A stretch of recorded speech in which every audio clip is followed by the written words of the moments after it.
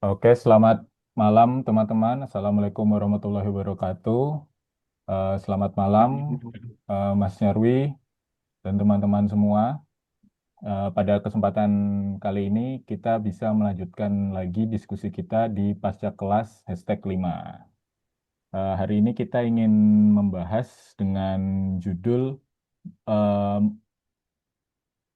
Damai atau Sandiwara Semu, menelisik simbolik politik pada kasus Febri X Jampitsus.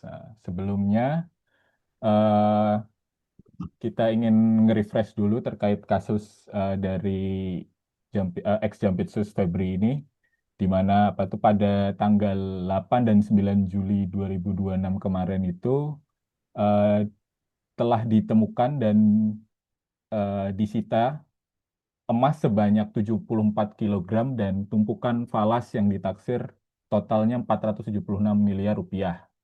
Ini disita dari mantan Jampitsus Febri Adriansyah yang sebelumnya sempat terlibat pada penyelesaian kasus-kasus korupsi besar seperti kasus Timah yang dulu sempat ramai di 2024, dan terakhir itu yang ramai juga adalah kasusnya Chromebook yang melibatkan mantan Menteri Pendidikan, eh, sorry, siapa namanya? Ya, mantan Menteri Pendidikan kita.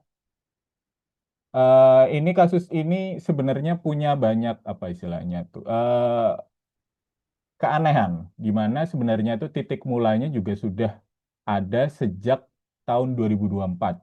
Waktu itu tanggal 19 Mei 2024, anggota Densus 88 pernah tertangkap menguntit Febri di sebuah kafe.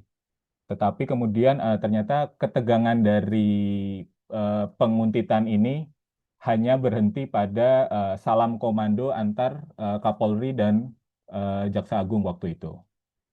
Dan ternyata di tahun 2026 eh, jabat tangan itu harus diulang kembali gitu. Pada tanggal 13 Juli kemarin, ketika apa tuh panas, berita ini semakin memanas, ternyata jabat tangan ini harus diulang lagi oleh Jaksa Agung dan Kapolri, yang dimana Kapolri menyebut Jaksa Agung sebagai kakak asuh, sementara Jaksa Agung merespon dengan jangan menganggap kami rival. Nah, oke, sebelum kita mulai diskusinya, saya juga ingin membagikan kembali rules dari diskusi di pasca kelas ini. Rulesnya mudah. Nanti teman-teman kalau ingin menyampaikan pendapat atau pertanyaan, silahkan raise hand dan tolong perkenalkan diri terlebih dahulu. Kemudian diskusi kita ini egaliter, di mana kita di sini semua adalah peserta diskusi, di mana apa tuh kami menghadirkan Mas Nyarwi ini sebagai pemantik kita untuk membuat diskusi kita ini lebih berisi. Eh, Sebelumnya ini boleh saya langsung ke Mas Nyarwi, Mas. Terkait apa namanya kasus dari Jampitsus ini, Mas. Ini kan apa istilahnya tuh? Kebanyakan yang kita lihat di publik itu tuh kan jadinya tuh kan kehebohannya saja tuh. Yang jadi sorotan seringnya adalah terkait 74 kilogramnya. Ini adalah narasi yang lebih sering muncul di publiknya daripada apa sih sebenarnya yang ada di balik ini nih. Kita cuma akhirnya cuma kata kuncinya jadinya kayak ada uang senilai sejumlah rupiah dan emas seberat berapa kilo gini. Kalau misalnya kita lihat dari ini nih sebenarnya nih apa ya? Apakah ini sudah menjadi pola tertentu dalam komunikasi apa ya penegakan hukum kita nih, bahwa yang penting adalah kita munculkan dulu simbol-simbolnya untuk mudah diterima oleh publik, Mas.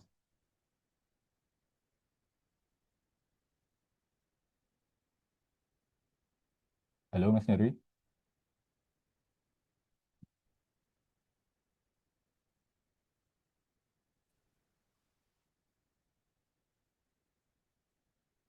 Halo. Polri Pokoknya Polda Metro kalau kita simak ya. Polda Metro kemudian apa namanya diambil gitu ya oleh Kakor Polri gitu, Hmm. Bareskrim Kakor Polri, kemudian ditemukan barang bukti gitu ya, Hmm. dan barang bukti di rumah kita kemudian kan menjadi pertanyaan tuh barang milik siapa gitu ya, Iya, heeh. dan di beberapa titik ada emas, ada dolar, ada macam-macam gitu ya. Dan salah satu yang mencengangkan sebenarnya ini bukan barang baru ya. Sebelumnya terkait dengan kasus ditemukan sertifikat namanya. Hmm. Barang bukti hampir sekitar 1 triliun malah. Artinya ini di Indonesia ada habis ada Febri.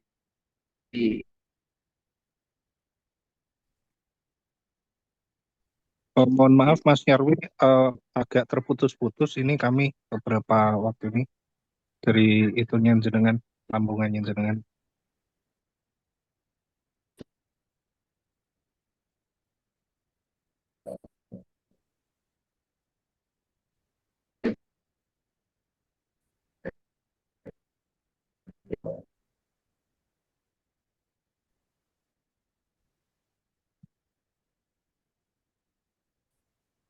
Halo Mas Nyarwi, maaf terputus-putus Mas.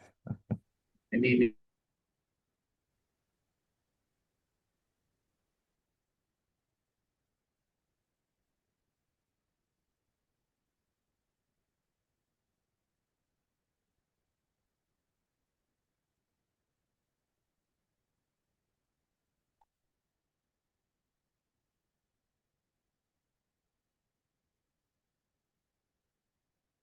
Ini ya, nggak kedengeran ya? Ah, emang emang nggak kedengeran kan berarti?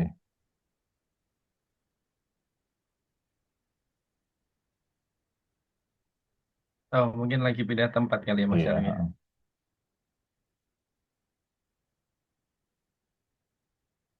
Halo Mas Hanung, Mas Bintang, selamat bergabung. Mas Abdur, Kalau Mas Al, oke, kita lanjut ya. Oke, nah, jelas Mas. Ya, masih jaringan. Iya, iya, iya, Di iya. kayaknya lagi kan karena hujan kali tadi. Oh, iya, Uh, iya, iya. Heeh. Lagi ya kasus Febri saya kira menarik ya. Mm-mm. Karena walaupun bukan hal yang baru. Yang saya bilang bukan hal baru itu yang pertama eh, oknum di Kejaksaan Agung yang diduga gitu ya terlibat dalam berbagai kasus seperti ini itu sudah berkali-kali. Mm. Yang terdekat sebelumnya Zarov Richard gitu ya. Berikutnya ini Febri sebagai Jampitsus. Mm. Ya, punya peran dan kekuasaan luar biasa ya di kejaksaan. Nah, sebelumnya gitu tidak hanya di kejaksaan saya kira di kepolisian juga banyak gitu. Bahkan di KPK sebelumnya ada Pak Firly juga diduga gitu ya menerima ya istilahnya ada beberapa kasus gitu ya. Mm. Nah, pertanyaannya kenapa hal seperti ini terus terjadi gitu dan banyak proses penyelidikan di kejaksaan itu seringkali eh, apa tidak sepenuhnya bisa kita lihat secara terbuka gitu ya. Iya. Nah, kemudian juga tidak hanya kasus ini gitu ya. Eh, ada banyak kasus-kasus yang tadi Evan nyebut Chromebook dan seterusnya. Ya. Tapi saya tidak menelahnya dari aspek hukum, tapi dari aspek komunikasi. Iya. Mm. Komunikasi dan politik tentunya. Kasus Febri ini kita baca sebagai apa kan gitu kalau dalam fenomena komunikasi. Kalau kita lihat sebagai peristiwa jurnalistik yang terkait kasus hukum, uh, ya berarti fenomena tersebut dikaji dari aspek uh, sebagai peristiwa hukum yang kemudian perlu untuk diliput atau dikaji oleh media atau dibahas oleh media. Um, tapi tidak hanya kita baca dari aspek itu ya, tapi kasus Febri juga bisa kita baca dari pendekatan yang lain juga dalam komunikasi politik ya. Ada yang mengatakan misalnya peristiwa politik itu nggak hanya realitas politik, tapi tontonan politik, political spectacle, gitu ya. Itu dikemukakan dulu ada Spectacle of Society tahun 67 ya, Guy Boyd apa siapa itu yang nulis itu. Nah, kalau dalam komunikasi politik, fenomena politik itu seringkali juga tidak lepas dari sebuah tontonan politik yang diperlihatkan oleh pihak tertentu kepada masyarakat, ya. Sehingga untuk tujuan macam-macam. Ada yang mungkin mengatakan, ya tentu ada aktor-aktor politik yang ingin menunjukkan sebuah fenomena itu muncul. Ya, ada misalnya orang kan bisa aja menduga-duga ini kok tiba-tiba Polri kemudian menunjukkan barang bukti dan seterusnya gitu ya, melakukan penggeledahan, kemudian gitu diikuti dengan pernyataan pengunduran diri gitu ya, kemudian dan seterusnya ya, penetapan tersangka dan lain-lain, pelimpahan kasus dan lain-lain gitu ya. Nah, ini kan rangkaian-rangkaian peristiwa yang di banyak pihak punya mempertaruhkan reputasi, ya, reputasi dari masing-masing. Polri juga dianggap tidak, mungkin bisa jadi dianggap tidak mau dianggap sebagai penegak hukum yang asal-asalan, ya. Jadi berbasis bukti dikumpulkan, penggeledahan beberapa tempat dan seterusnya gitu ya. Tapi kejaksaan bisa jadi juga tidak mau kan sebagai lembaga gitu ya. Oh, kejaksaan kok isinya sarang begini gitu ya, Markus atau apapun gitu ya. Nah itu juga jadi pertaruhan gitu ya. Terus yang lain-lain juga saya kira sama. Lebih itu baru lembaga negara, belum pemimpin atau kepala negara atau kepala pemerintahan. Orang bertanya, ini Presiden Prabowo ini gimana gitu ya? Posisinya ada di mana kan gitu, ya kan? Posisi yang saya maksudkan itu bukan Pak Prabowo sedang berada di mana, tidak. Di tengah kasus ini itu Pak Prabowo sebenarnya posisinya kayak apa gitu ya. Karena kan orang kemudian menduga-duga Febri ini juga aktif di entitas namanya Satgas PKH ya, seperti itu. Dan sebelumnya kita simak juga di peristiwa sebelumnya ketika pasca penguntitan yang ditangkap itu intel dari Polri kemudian dilepaskan lagi dan seterusnya waktu menguntit Febri ya. Kemudian ada kerjasama antara kejaksaan dengan angkatan darat militer gitu ya. Nah itu contoh-contoh. Nah ini berarti kan kejaksaan punya backup militer gitu ya, kepolisian. Ini kan spektakel semua, rangkaian-rangkaian peristiwa yang merupakan tontonan banyak orang ya, yang bisa kita lihat kemudian masing-masing pihak, ini siapapun masyarakat ya, orang-orang partai politik, pemimpin politik, sampai aktor politik yang terkait maupun tidak terkait dengan peristiwa tersebut, itu menduga-duga. Ya kan, ini apa yang sebenarnya terjadi kan gitu. Ini yang menjadi target siapa, gitu, yang ditarget siapa, kan orang selalu menanya begitu, yang menjadi pertaruhan siapa, gitu. Makanya di banyak podcast kemudian muncul banyak analisis kan gitu. Ada yang mengatakan misalnya Pak Sri Chandra gitu ya, di beberapa podcast saya simak, oh targetnya intinya Jampitsus itu lengser aja gitu, bukan target yang lain. Maksudnya Febri diganti, kira-kira gitu. Banyak analisis yang lain lagi gitu ya. Oh ini, keluar dari perspektif spektakel ini, political spektakel ini yang kedua. Jadi kan fenomena jurnalisme ya. Yang terkait hukum, yang kedua political spektakel. Nah yang ketiga ini analisisnya lebih mendalam lagi ya. Kemudian orang berpikir tentang teori-teori yang mungkin ada nuansa konspirasi ya. Walaupun sebenarnya ini bukan teori konspirasi ya. Dalam literatur politik dan komunikasi gitu ya, itu ada beberapa teori-teorinya gitu ya. Misalnya teori deep state gitu ya. Deep state itu apa kira-kira? Jadi ada entitas-entitas tertentu, ya kan, yang entitas itu tidak tidak secara langsung mendapatkan kekuasaan dari masyarakat seperti seperti tokoh-tokoh publik yang terpilih melalui pemilu atau mendapatkan mandat gitu ya secara langsung atau legal dari masyarakat, tapi keberadaan mereka itu sangat powerful, ya sangat powerful dan apa namanya, eh, apa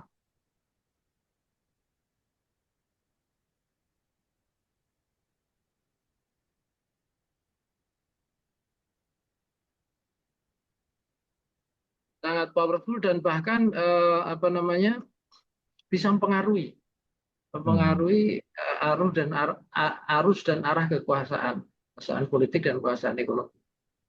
Eh, di sini bisa macam-macam entitasnya, bisa birokrasi, bisa militer, bisa intelijen, bisa pengusaha, oligarki, bisa siapa saja, ya. Dan dia bisa mengontrol atau mempengaruhi proses berjalannya penggunaan kekuasaan. Makanya seringkali eh, dalam teori-teori ini gitu ya, aktor-aktor yang muncul di permukaan itu dianggap sebagai boneka atau pion, ya kan? Makanya muncul analisis, wah ini antara geng Solo dengan geng Hambalang, saya begitu. Nah ini logika deep state sebenarnya, ya kan? Karena apa? Oh, alasannya apa misalnya begitu analisisnya?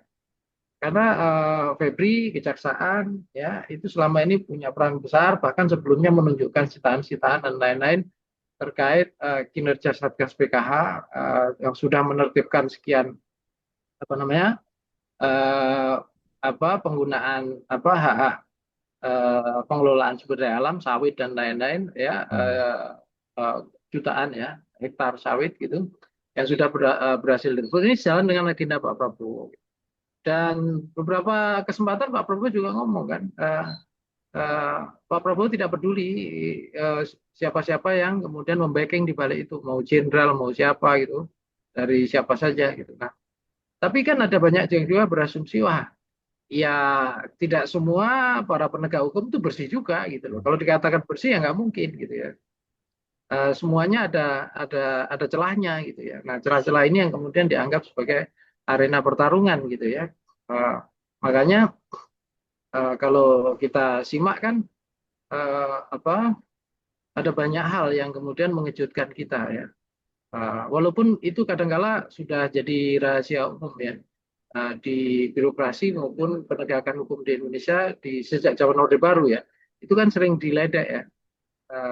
Kalau bisa dipersulit kenapa dipermudah kira-kira gitu ya kan karena dipersulit itu ada nilainya sendiri kan Hmm. gitu.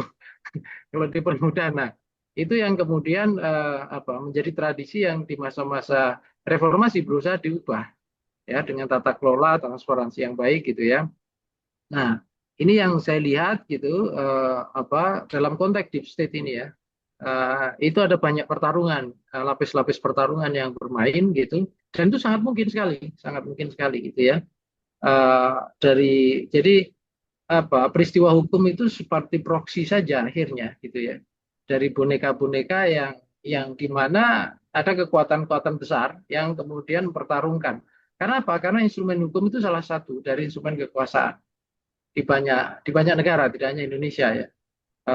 Apa? Karena eh, Indonesia itu kalau kita bicara sejarah kapitalismenya itu kan pertama kita bicara kapitalisme dan industri ya, industrialisasi dan lain-lain ya, bangunan dan lain-lain. Itu tidak sepenuhnya katakanlah berjalan secara natural. Di sana ada peran-peran kekuasaan. Di sana ada peran-peran kedekatan-kedekatan elit, jaringan elit gitu ya. Di masa Pak Harto kan kita tahu ya ada banyak bahkan di masa Bung Karno juga sudah terjadi ya ada kebijakan-kebijakan tertentu yang memang diarahkan untuk membantu kelompok-kelompok tertentu waktu itu misalnya mendorong pengusaha pribumi mendapatkan privilege gitu ya dan lain-lain di masa Pak Harto saya kira juga sama gitu. Di masa makanya dulu muncul ada buku itu namanya Ersat Kapitalisme ya Yosi Aragunio. Jadi kapitalisme di Asia Tenggara khususnya di Indonesia itu kapitalisme semu. Kenapa? Karena di sana ada rekayasa-rekayasa elit. Nah, biasanya kedekatan-kedekatan, privilege-privilege, fasilitas yang diberikan. gitu ya, sehingga membentuk blok-blok oligark gitu ya, pengusaha yang di masa dulu itu kalau bahasa anak-anak itu ketua kelasnya Pak Harto, kira-kira gitu. Yang lain ya harus ikut ketua kelas, kira-kira gitu. Nah, pasca reformasi ketua kelasnya ini banyak gitu ya. Makanya kan Tempo sering nulis gitu. Ini dulu dari 9 naga ke 9 haji. Nah, kira-kira gitu. Itu metafor-metafor yang coba dibaca oleh teman-teman jurnalis ya, secara permukaan gitu, terkait dengan dinamika kekuasaan ekonomi politik yang terjadi. Ya, dan bahkan itu juga terbaca dan dianalisis banyak pihak gitu ya. Peralihan dari Jokowi, pemerintahan Jokowi ke Prabowo kan gitu. Yang bermula dari misalnya kasus, kita mungkin udah lupa kasus PIK 2, pemagaran laut ya, di Oh PIK iya, 2. oh iya udah hampir lupa ya.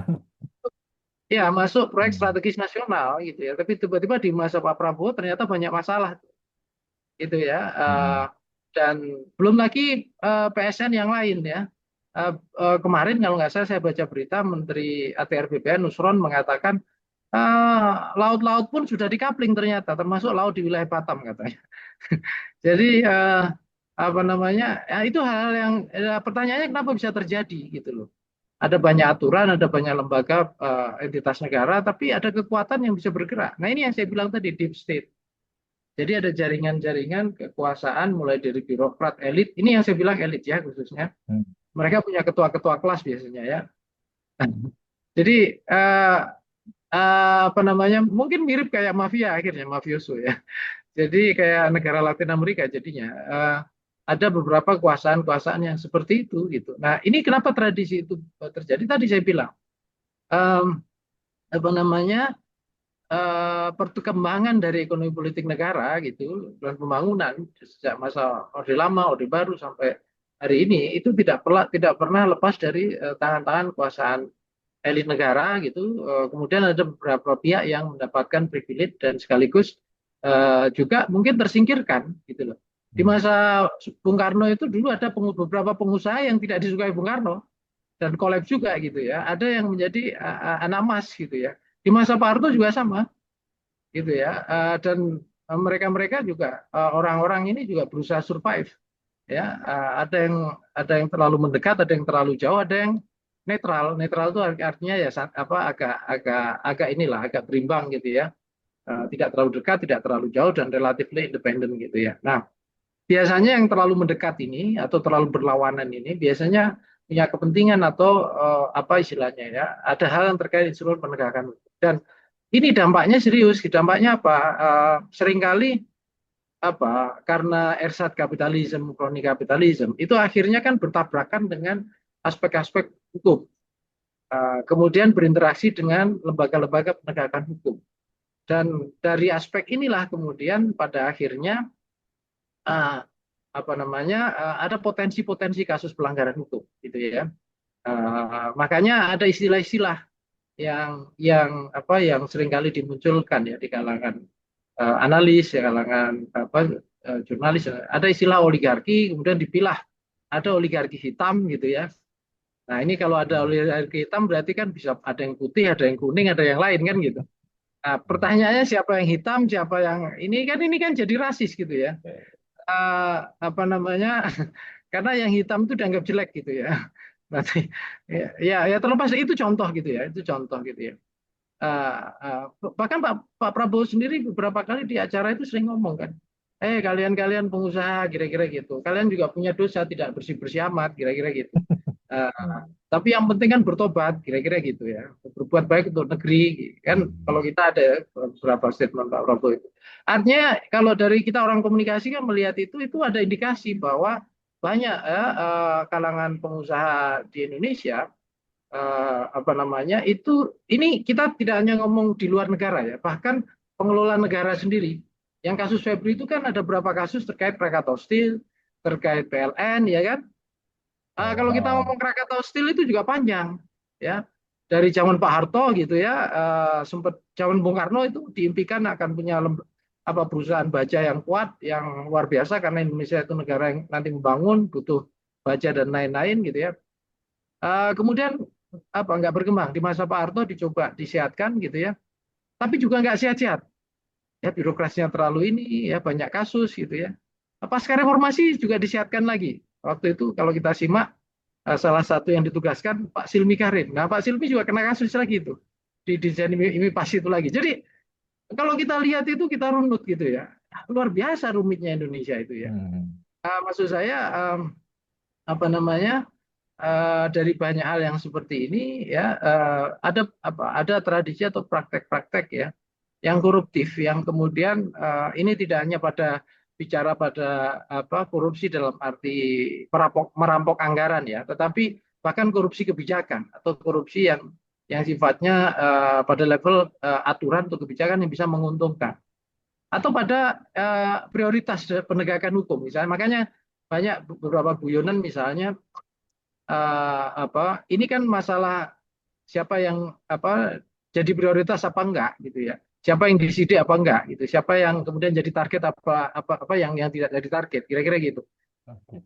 Makanya saya kira kasus Febri ini puncak gunung es ya, dan representasi dari problem ya pengelolaan kekuasaan negara di era demokrasi hari ini di tengah berbagai kepentingan gitu, karena eh, sumber-sumber penggunaan atau sumber-sumber pengelolaan politik di Indonesia itu eh, saya lihat masih banyak hal-hal yang ada di luar negara sebenarnya. Yang saya maksudkan gini, biaya politik itu kan mahal secara umum ya, dan elit politik itu juga seringkali pengen cepat naik kelas gitu ya. Pengen cepat naik kelas itu artinya kekuasaan melebar gitu ya, kekayaannya juga luar biasa, kira-kira gitu. Makanya berbagai hal seringkali sangat menggoda ya untuk menggunakan berbagai fasilitas itu. Nah, ini yang kemudian dan ini nggak hanya politisi ya. Saya lihat para orang-orang yang di political appointee ya, orang-orang yang bekerja di lingkaran politik itu juga seringkali ikut arus gitu ya. Sama dengan di orang-orang yang bekerja di lembaga penegakan hukum juga. Itu juga sering mudah tergoda oleh ikut arus ya. Karena kalau tidak ikut arus biasanya kan misalnya kalau di karir-karir lembaga penegakan hukum ya mereka bisa tergeser gitu ya, bisa tergeser gitu, tidak naik pangkat, tidak ini. Nah ini yang iklim ini yang saya lihat gitu ya menjadikan mata rantai ini kasus-kasus seperti ini itu sulit diurai ya, karena lingkungannya kalau bahasa anak Gen Z itu toksik ya, toksik ya. Secara politik itu toksik gitu ya. Jadi siapapun yang naik gitu menghirup udara itu gitu ya, keracunan lagi gitu. Jadi kira-kira gitu. Ya, jadi ini yang saya lihat menjadi masalah tersendiri ya, PR untuk memutus Pak. Makanya kemarin di banyak yang mengusulkan kan udahlah kalau mau memperbaiki kejaksaan misalnya potong itu dua generasi atau berapa misalnya begitu. Sama kepolisian perbaiki potong generasi kan gitu, solusinya akan selalu begitu. Ya cari yang lebih muda, yang lebih baru, tidak ini. Nah, selalu begitu ya solusi-solusi yang pada akhirnya disampaikan. Nah, hal-hal yang seperti ini saya lihat juga berkelindan dengan tadi yang saya bilang elit-elit yang bergerak di kanan kiri kekuasaan dan juga keluarga-keluarga dinasti politik dan dinasti bisnis. Ada dua di sini, dinasti politik dan dinasti bisnis ya.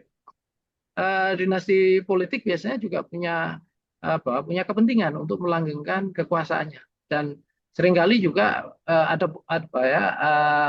menabrak ya kasus-kasus pelanggaran hukum juga seperti itu. Nah kadangkala pengen mendapatkan keamanan atau jaminan keamanan dari seperti itu ya. Nah tapi seringkali kan praktek itu akumulatif ya, sehingga ketika terbongkar itu menjadi banyak. Ya. Terus di dinasti bisnis juga sama gitu ya. Tadi yang saya bilang privilege yang didapatkan dari orang-orang dekat dengan kekuasaan itu luar biasa ya. Kalau Anda simak liputan Tempo, walaupun itu perlu dikonfirmasi ya, karena sebagai fakta jurnalistik kan harus cover both side. Seperti apa misalnya contoh Haji Isam ya, yang sering dibicarakan Tempo, itu belakangan kan luar biasa perannya gitu ya. Kemarin saya baca berita gitu ya, ada beberapa sitaan Haki Usawit gitu ya, dan sudah itu diserahkan pengelolaannya oleh Haji Sam misalnya begitu. Nah pertanyaannya kenapa ke Haji Sam kan gitu, ke yang lain prosesnya bagaimana kan gitu. Nah belum yang lain-lain lah ya itu contoh kecil ya, contoh kecil. Kalau kita di Indonesia itu luar biasa ya. Makanya saya tidak heran kalau Anda baca ya apa data-data dari ada di Kompas juga, ada di Global Wealth juga gitu ya. Eh, Indonesia ini kan datanya paradoks ya. Kelas menengah menyempit luar biasa ya, turun sekitar hampir mungkin 4 juta kali ya selama 3 tahun terakhir gitu ya. Kelas menengah, jumlah kelas menengah. Artinya jatuh ke kelompok menengah bawah gitu ya. Tapi di saat yang bersamaan gitu, the rich gitu ya, orang-orang yang apa yang menengah atas ini ya, atau high person net worth gitu atau ultra high person net worth kalau dalam bahasa bisnis itu meningkat gitu ya. Dan banyak diantaranya juga apa kita terkaget-kaget karena kan apa misalnya saya contohkan gini, kalau grup Jarum itu kan udah puluhan tahun, wajar dong kan gitu. Tapi kita kan tidak tahu sejarah ininya tiba-tiba gitu ya. Oh ini kok naiknya luar biasa gitu ya. Ya, nah dan kita simak bisa simak. Oh ada kedekatan dan kekuasaan, ada ini. Sama dengan misalnya, oh ini kok tidak pernah kelihatan ya track record bisnisnya, tapi tiba-tiba punya saham luar biasa ya, ratusan miliar di perusahaan ini, perusahaan pertanyaan dari mana gitu ya. Nah, hal seperti ini kan juga mengundang pertanyaan banyak pihak ya. Itu masih mending karena itu kelihatan ya. Nah, yang tidak kelihatan tadi itu ditemukan misalnya emas 74 kilogram gitu ya. Makanya kemarin ada teman saya itu kan apa ya, ya bikin guyonan, ini kok bukan Indonesia emas 45 ya, tapi 45, tapi Indonesia emas 74 kilogram katanya. Jadinya begitu ya. Ini yang benar yang mana ya? Kita akan menuju Indonesia emas 2045, tapi yang muncul malah Indonesia emas 74 gram gitu ya. Kilogram maksud saya. Nah, ini yang membuat frustasi ya, kaum kelas menengah gitu ya, terus kaum kaum muda, Gen Z dan seterusnya. Eh, ya, belum lagi kita diwarnai dengan ini nggak hanya fenomena di Indonesia ya, eh, apa di Amerika juga menjadi keresahan-keresahan juga ya, di mana fenomena politik gitu ya, atau dunia atau panggung politik itu dikuasai atau masih dikendalikan oleh orang-orang generasi tua gitu ya, orang-orang generasi tua. Di dalam literatur itu sering disebut gerontokrasi. Jadi orang-orang tua yang terus-menerus ya berkuasa dalam panggung politik dan menguasai sumber-sumber ekonomi politik, ya dominan gitu, dan tidak mengenal pensiun gitu ya. Jadi pertanyaannya kapan pensiunnya? Ini yang muda aja nggak kerja gitu loh, susah cari kerja, yang tua nggak mau pensiun kira-kira gitu. Dan sangat berkuasa gitu ya. Nah, di apa keresahan-keresahan kaum muda ini memunculkan banyak respon. Kalau di India ya muncul Crackle Party ya. Itu awalnya dari hinaan ya, partai kecoa ya. Crackle Jana Party ya. Jadi anak-anak muda itu dianggap ya mengganggu lah, bikin bising, bikin ini gitu ya. Kecoa doang ya. Kemudian ya dari situ muncul gerakan-gerakan anak muda yang itu saya lihat terinspirasi dari Nepal ya. Nah, dan sampai sekarang cukup merepotkan. Paling nggak yang di demo menterinya, kemarin menteri pendidikannya mundur itu, ya tidak perdana menterinya. Nah, karena di sana kan parlementer ya, parlementer. Jadi yang ditembak atau jadi sasaran itu istilahnya bisa menterinya. Di Indonesia kan presidensial. Keputusan-keputusan inti terkait itu ada di presiden. Jadi, nah di Indonesia apa anak-anak muda saya lihat juga muncul ya di berbagai gerakan, mulai dari gerakan massa sampai media sosial dan macam-macam. Tapi saya lihat masih terfragmentasi ya, dan apa, orang Indonesia itu kan diajari berpikir stabilitas. Jadi seringkali pemaaf ya, udahlah kasih aja kesempatan sampai sampai selesai, nanti kita lihat hasilnya, kira-kira gitu. Ya, tidak ini gitu ya. Tapi di tengah berbagai hal, ekonomi mandek dan seterusnya gitu ya, budget constraint-nya luar biasa, tekanan fiskal gitu ya, independensi moneter yang juga dipertanyakan. Sampai hari ini saya mundurnya Gubernur BI, orang juga bertanya-tanya ini ada apa di balik itu gitu ya, mundur atau dimundurkan, masih banyak spekulasi di sana gitu ya, bagaimana kepercayaan pasar dan seterusnya gitu. Nah, hal seperti ini yang saya lihat menjadi problem serius ya. Jadi kasus Febri itu ya permukaan saja, Tapi di balik itu kalau kita lihat ada potret panjang yang tadi saya bilang ya. Ya kita bisa melihatnya sebagai fenomena kasus hukum yang itu bisa kita baca secara jurnalistik gitu ya dalam kasus Febri gitu. Itu satu. Terus yang kedua itu political spectacle, yaitu tontonan politik saja.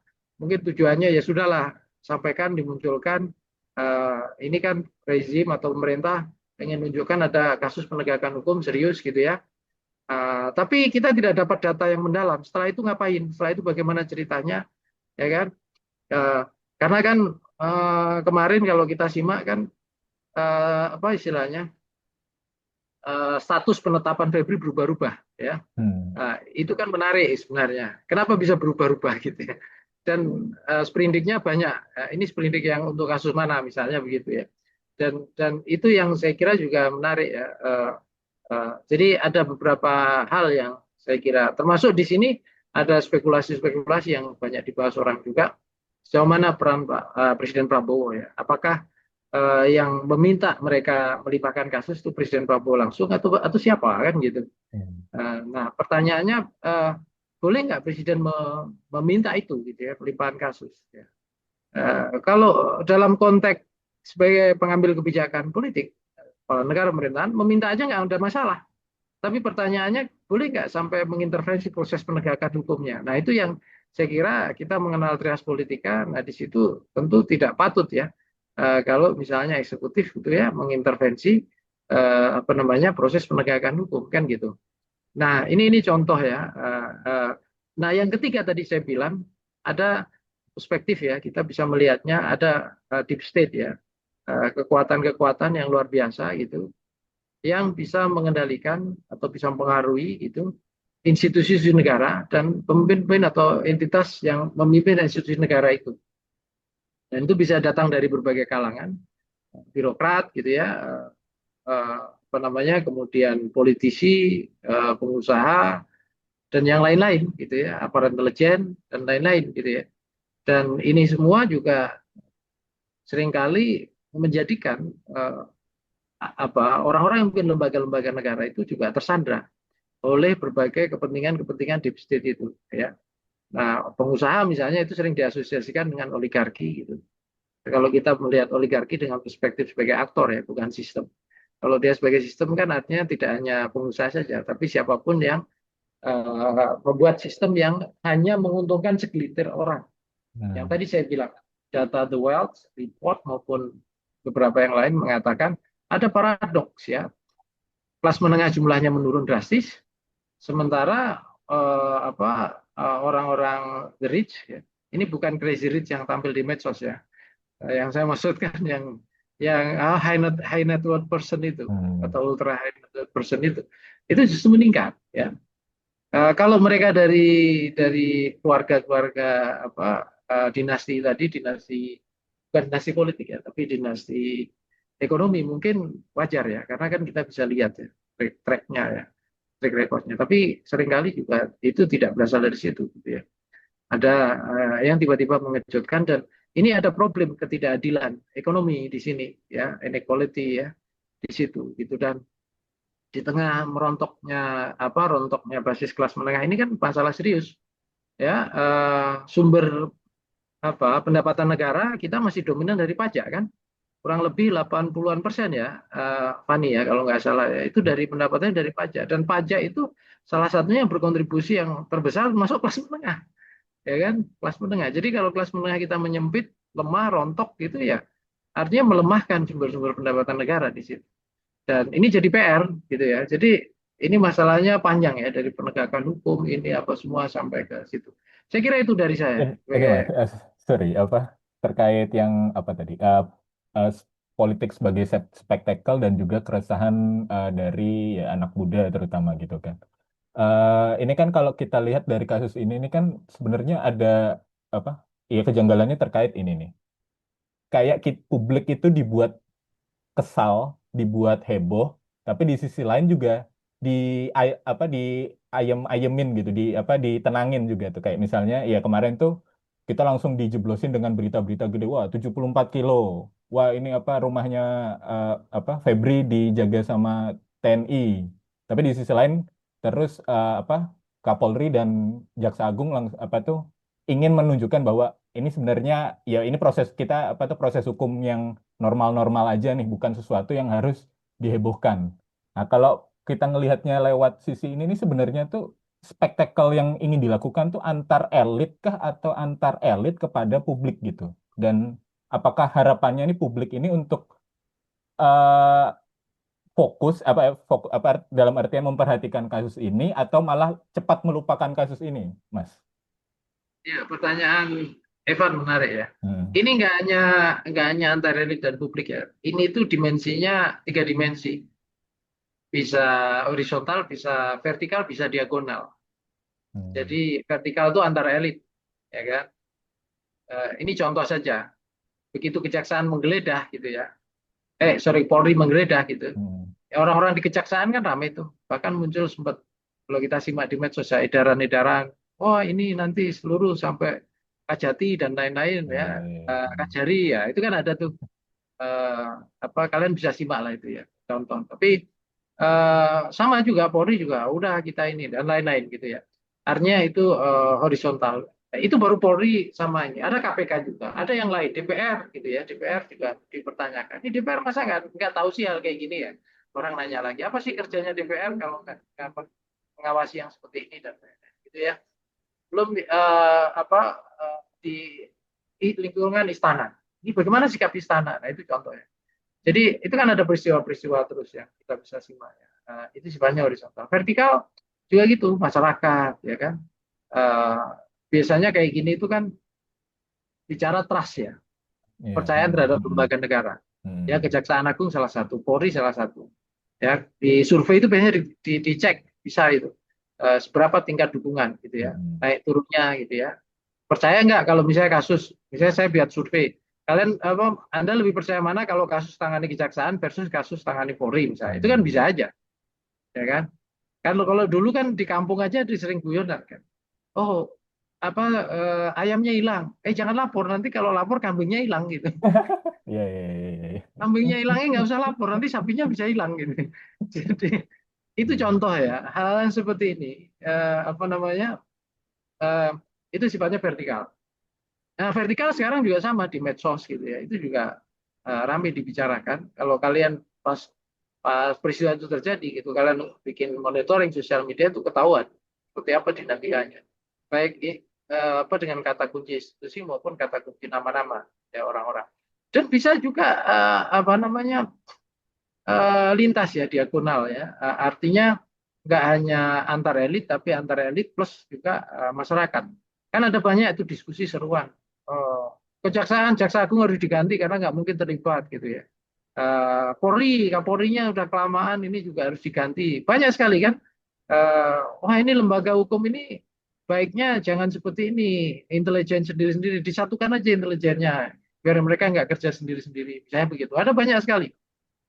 KPK, KPK ini gimana? Mestinya KPK dong kalau kayak gini yang turun tangan. Nah itu kan bukan antar lembaga, tapi berbagai opini yang berkembang ya di masyarakat seperti itu. Ya. Nah spektakel itu juga bisa kemana-mana ya. Bisa tadi yang saya bilang tafsir-tafsir yang muncul ya. Orang kemudian melihat oh ini Polri simplifikasi ya. Polri kaitannya apa? Oh ini Parcok mana geng Solo, ya kan? Menarik logika-logika itu. Oh ini kejaksaan kaitannya dengan Satgas PKH yang dipimpin oleh Menhan kawan dekatnya Pak Prabowo. Orang selalu melihat-lihat itu. Ya ini spektakel.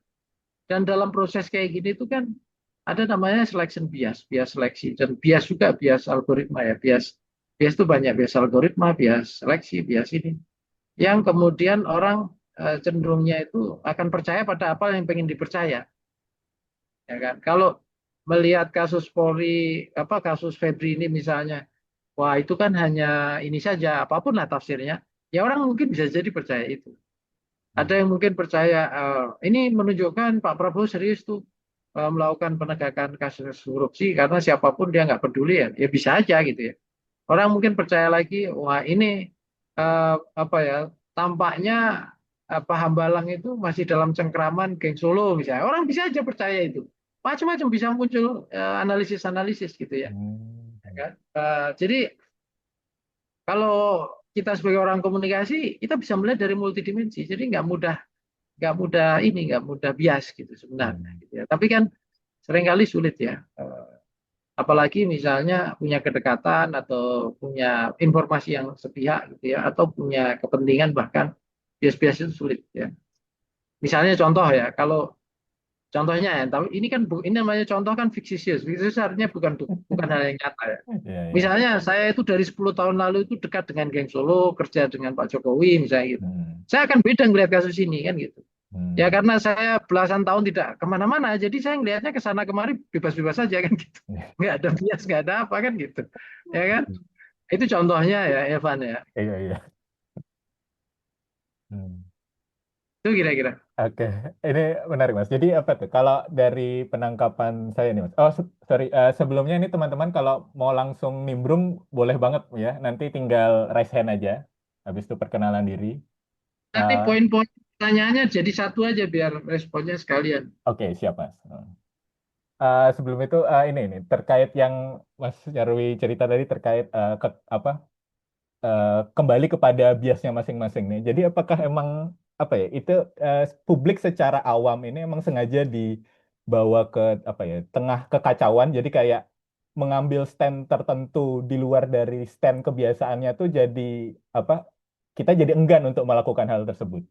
Jadi kayak apa tuh emang sengaja dibikin apa ya buyar ya antara apa tuh informasi yang beredar tuh biar kita juga tidak punya sikap apa tidak berani untuk mengubah sikap yang emang sudah ada. Jadi cara menjaga kestabilannya malah dengan Ya, membuat kekacauan di publik begitu, Mas. jawaban saya singkat aja. Hmm. Sebenarnya ini terjadi karena informasi yang muncul itu sifatnya permukaan saja. Hmm. Karena apa? Industri media kita itu enggak dalam kasus ini, kecuali saya lihat Tempo ya, itu nggak ada yang menjalankan secara serius investigatif Hmm. jurnalisme atau data jurnalisme secara komprehensif. Jadi masih permukaan, peristiwanya permukaan saja. Walaupun kadang Hmm. jurnalis, kalau di sini ada jurnalis, itu juga tahu, tapi tidak ditulis kan gitu. Oh. Karena tadi sifatnya informasi-informasi yang background aja gitu loh. Jadi kalau itu ditulis ada berbagai pertimbangan gitu ya. Nah itu contoh gitu dan tidak mendalam. Nah kalau mengandalkan medsos, medsos sifatnya pasti mengikuti algoritma gitu ya dan lebih permukaan lagi. Jadi Hmm. tidak sampai pada apalagi kalau misalnya ditujukan untuk mengundang clickbait, maka muncul diskusi-diskusi yang sangat parsial. Ya makanya jangan heran kalau kalian simak podcast, kalian bisa bingung.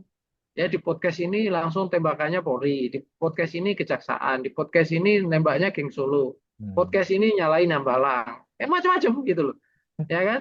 Hmm. Selalu seperti itu yang kita lihat. Itu kira-kira. Oke, siap. Mungkin dari teman-teman ada yang mau menanggapi terlebih dahulu. Ini ada dari Mas Bintang, ada Fatia, ada Sevia, ada Mas Hanung, monggo. Kalau ada yang mau menanggapi terlebih dahulu. Mbak Sevia nih. Mbak Sevia ada yang mau disampaikan nggak? Kangen-kangenan dulu mungkin. Halo Mas, baru gabung. Mas Nyarwi Hmm. gimana? Sehat? Alhamdulillah. Mana kabar kamu? Gimana Mas? Alhamdulillah Mas, baik. Jadi kangen bimbingan Mas. Nggak usah kelamaan bimbingan, nanti nggak lulus itu. Udah lulus, Mas. Udah lulus, Mas. Iya udah tahu aku udah lulus. Tadi di sini aku lihat ada hakim segala loh. Iya, tadi ada tuh. Nggak tahu hilang kemana nih.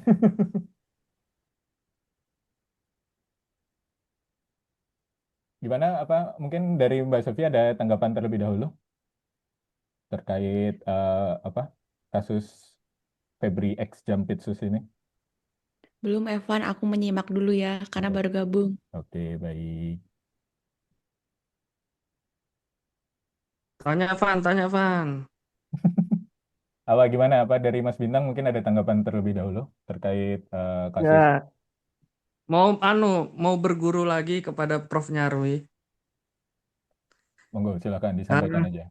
kalau tadi kan pembahasannya ini ya apa namanya kayak kayak si kita ini saya berkaca ke orang awamnya gitu ya Mas Nyarwi ya. Kayak misalnya ibu bapak saya misalnya atau tetangga-tetangga saya gitu yang menanggapi informasi-informasi yang ada di medsos karena kan 24 jam kan pegangannya sekarang masyarakat tuh HP ya. Jarang yang denger radio apalagi baca koran gitu. Jarang. Nah, kemudian saya bingungnya gini, Mas Jarwi. Terus kita ini sebagai masyarakat yang yang awam itu mencari kebenaran kasus ini tuh kemana ya, Mas ya? Karena informasinya tuh sangat beragam dan juga tadi ada bias apa namanya? Bias pemilihan tadi tuh loh. Apa namanya, Wan? Ya seleksi.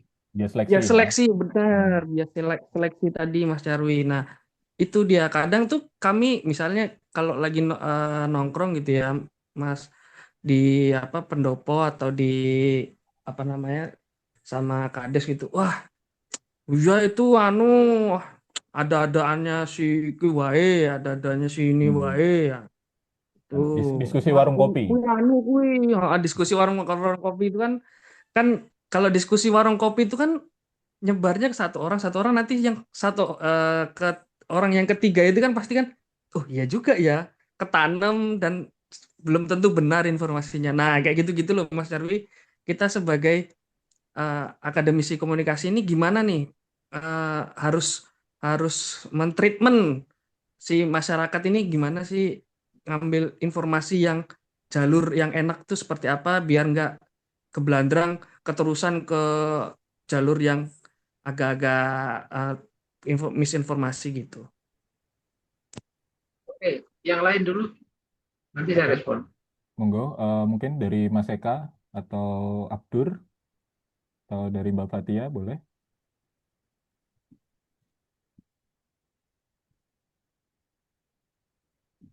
Atau mungkin ini dari Mas Fuad tadi, mungkin ada tanggapan terlebih dahulu terkait kasus ini.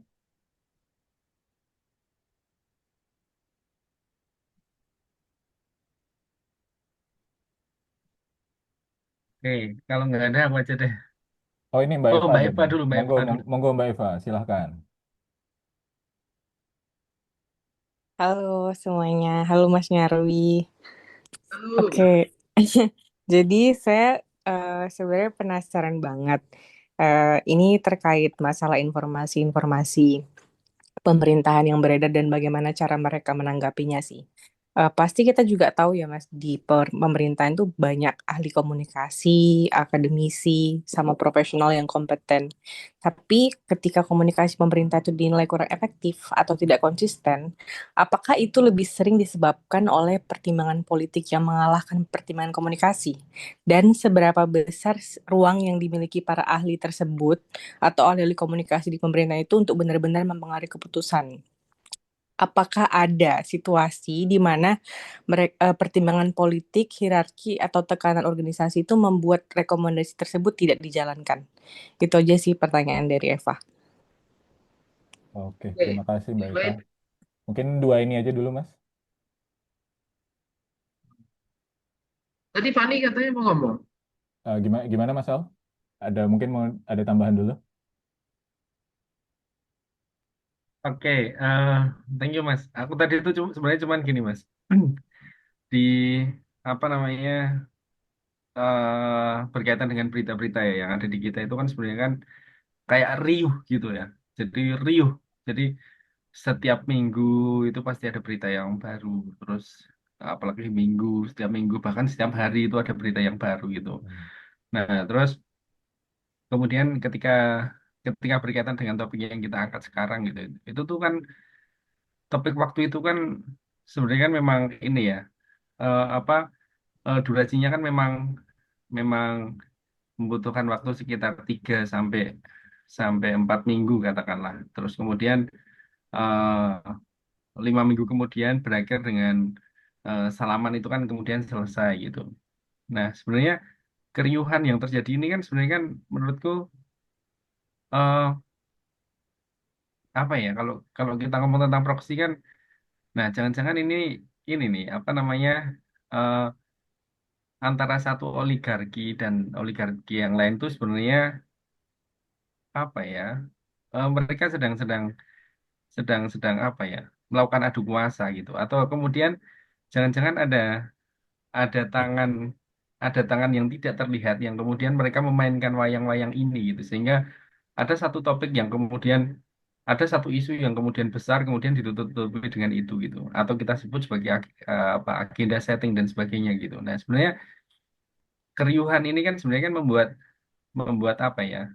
Kalau tadi nyambung Mas Mas Mas Bintang kan membuat masyarakat ini kan sebenarnya kan eh, kebingungan juga gitu ya. Ini sebenarnya tuh eh, rentetan peristiwa-peristiwa ini kalau misalnya muaranya ke pemerintah kan akhirnya menjadi distrust gitu. Nah ini yang kemudian eh, sangat menarik gitu Mas. Jadi kalau misalnya kita melihat dari perspektif komunikasi ini kan sebenarnya kan sebenarnya pesan-pesan yang muncul ini tuh eh, yang benar yang mana, kemudian yang salah yang mana, ya bisa diarahkan ke sana juga sih. Tapi kemudian eh, apa nih yang perlu perlu kita lakukan nih terkait dengan hal itu gitu. Itu aja sih Mas. Ya, ya, ya, ya. Saya akan anggapi ya. Pertama, tanggapan saya dengan pertanyaan pertama, ya itu boleh lah. Tapi pertanyaan kedua tadi dan ketiga itu off the record ya. Jadi kalau ada teman-teman wartawan ini jangan dikutip. Yang pertama tadi ya pertanyaan dari Yusuf ya tentang Yusuf. Begini, kita sebagai orang komunikasi itu mestinya lebih cerdas ya dan eh, mengajarkan ya cara membaca dengan lebih baik. Yang paling fondasi mendasar itu sebenarnya di ilmu jurnalistik, ya, berbasis fakta, peristiwa, bukan opini.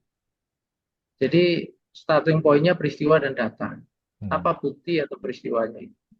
Jadi dari peristiwa atau dari data ke data. Ya, dan di situ tidak baper. Tidak baper itu artinya syaratnya supaya tidak ada selection bias. Kita jangan bawa perasaan, gitu ya. Misalnya karena saya ngefan ke Pak Prabowo, maka Pak Prabowo itu nggak mungkin salah. Atau saya ngefan Pak Jokowi itu pasti benar semua kayak malaikat. Ya, itu nggak mungkin lah. Nah, jadi kita proporsional melihat peristiwa, melihat data, melihat ini ya. Maka di sana mengandalkan logika. Kita bisa membaca dengan logika. Yang tentu yang diharapkan sebenarnya kenapa masyarakat bingung karena apa tadi data-data jurnalistik itu media mainstream kita tidak maksimal bekerja. Tidak ada investigatif jurnalisme yang luar biasa itu tidak ada. Ya. Pun kalau misalnya ada itu juga kadang-kala disampaikan secara tersamar untuk melindungi sumber data.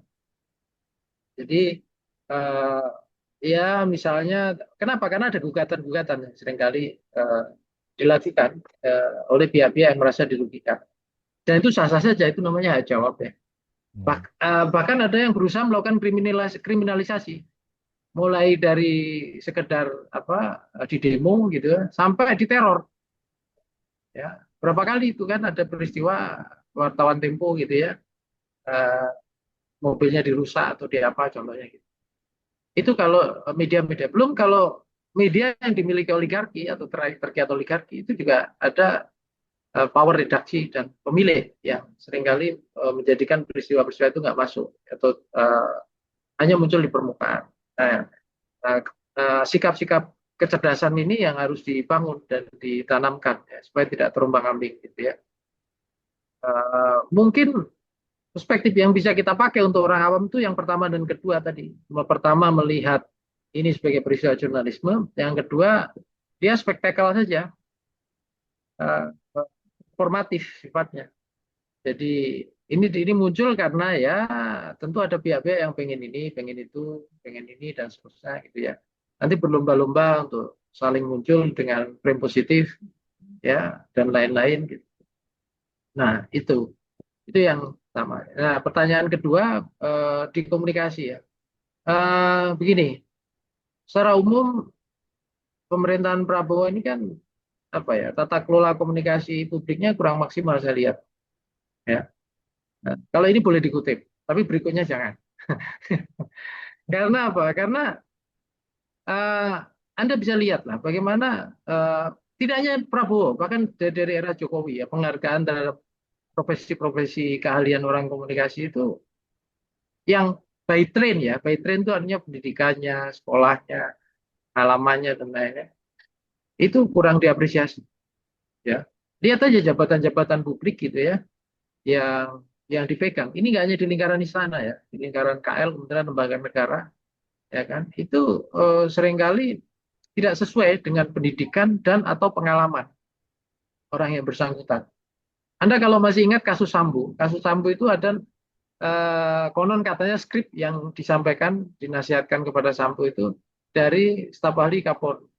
Staf ahli Kapolri ini saya pernah zoom in ya, karena saya penasaran ini siapa gitu ya. Backgroundnya mantan Pimret ya, sebuah media online. Tapi itu bukan media yang mainstream, media-media yang ini ya, media-media yang kuat gitu ya. Jadi pengalaman jurnalistiknya pun untuk di dunia industri media masih meragukan gitu ya. Tapi itu yang terjadi gitu ya.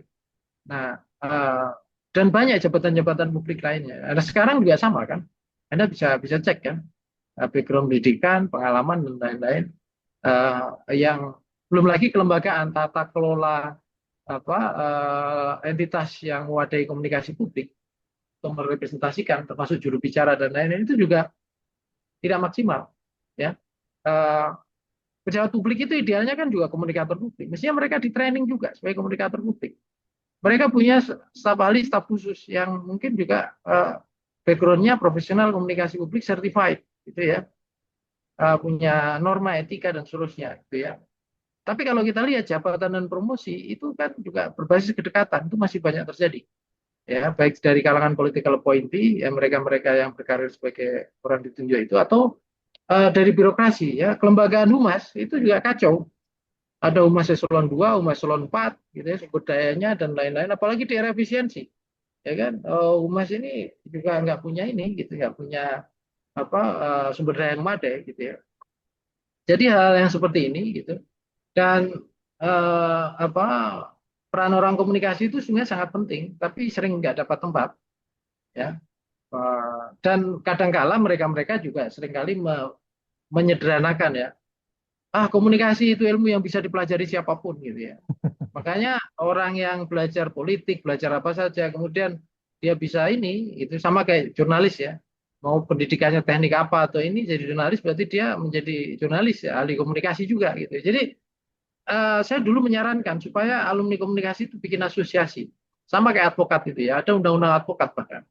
Sama kayak kedokteran ya, memproteksi profesi ya, supaya tidak semua dan ini menyelamatkan publik loh. Ini seperti dokter, kalau dokter itu sembarangan buka praktek gitu ya, saya misalnya belajar sendiri gitu jadi ahli kanker apa ya, suka-suka saya kan gitu ya. Kalau saya nggak tersertifikasi kan bahaya, padahal di ruang publik loh.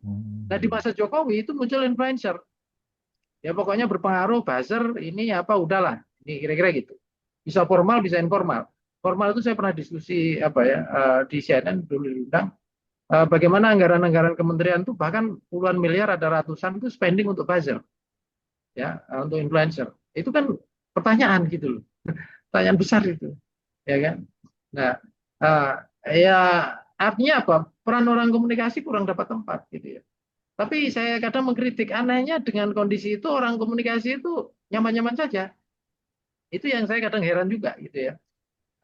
Maksud saya adalah banyak ya, dari kalangan praktisi atau tadi yang orang-orang di lapangan itu yang kemudian menduduki posisi penting, itu menganggap skill-skill komunikasi mereka bisa adaptasi, kembangkan, pelajari sendiri. Dan bahkan lulusan komunikasi dianggap kompetensinya tertinggal jauh. Ya. Nah, ini juga sering meminggirkan orang-orang komunikasi. Nah, anehnya orang komunikasi masih terfragmentasi. Satu, belajar ke arah sangat teoritik gitu ya. Dan kadang-kala agak berjarak dengan kenyataan lapangan yang keras gitu. Yang kedua, kadang-kala mulai belajar lapangan tapi nggak ngerti basis teori gitu ya. Yang bagus kan dua-duanya bisa keluar masuk. Kayak saya kan keluar masuk gitu ya. Saya kalau ngomong dengan praktisi, politisi nggak pernah pakai teori saya. Nah, nggak penting di mata mereka teori itu. Kan gitu. Tapi saya kalau ngajar di kelas, silakan bisa dicek PPT saya gitu kan. Saya berusaha serius walaupun kalian mungkin pusing kan gitu.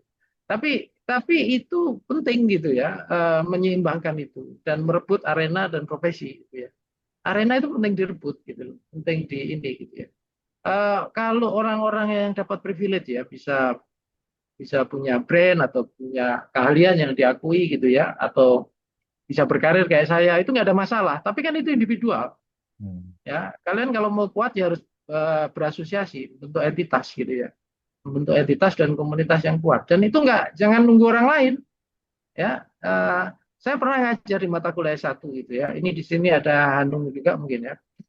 Itu saya kan mendorong mata kuliah kajian selebritas.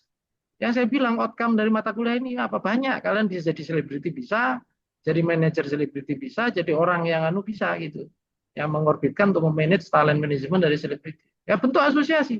Loh, kenapa saya bilang gitu? Banyak selebriti itu kalau mereka sedang naik kelas beruntung ya, kemudian menjadi sejahtera, tapi dia tidak terkelola dengan baik, mulai kena narkoba lah, apalah ini dan seterusnya gitu ya. Ketika mereka turun kemudian ngedrop jadi macam-macam, hidupnya nggak jelas gitu ya.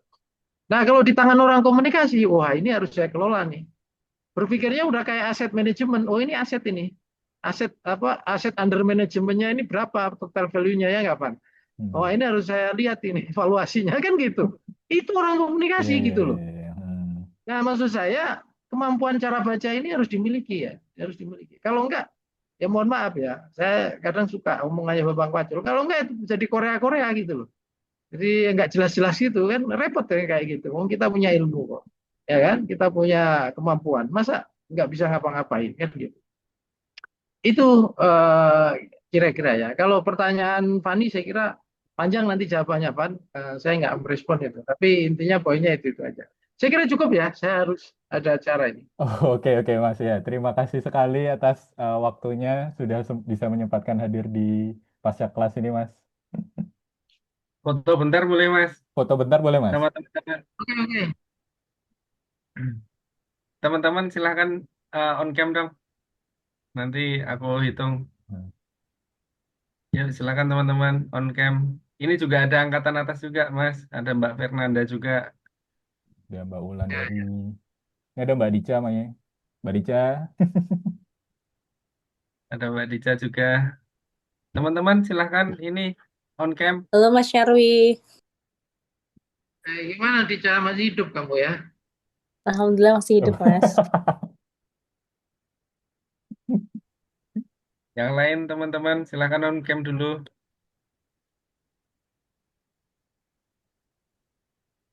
Oke, kayaknya... Oh, ada yang lagi. Kayaknya cukup ya. Oke. Oh, nih ada Mbak Eva juga.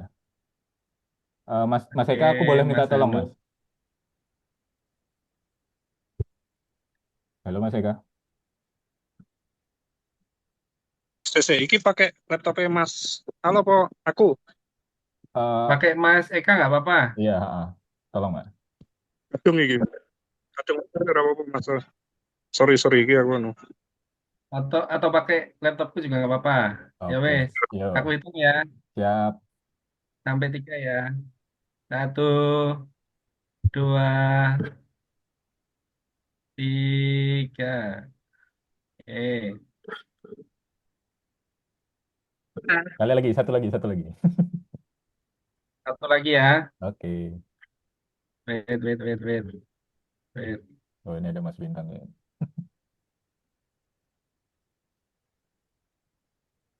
Nah, 1, 2, 3.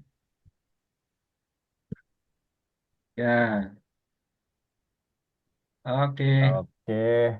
Oke. Ya, terima kasih banyak Mas Nyarwi atas kesempatannya pada Terima hari kasih, ini. Mas Devi. Semoga nanti bisa mampir-mampir lagi di sini. Oke. Oke. Pamit ya.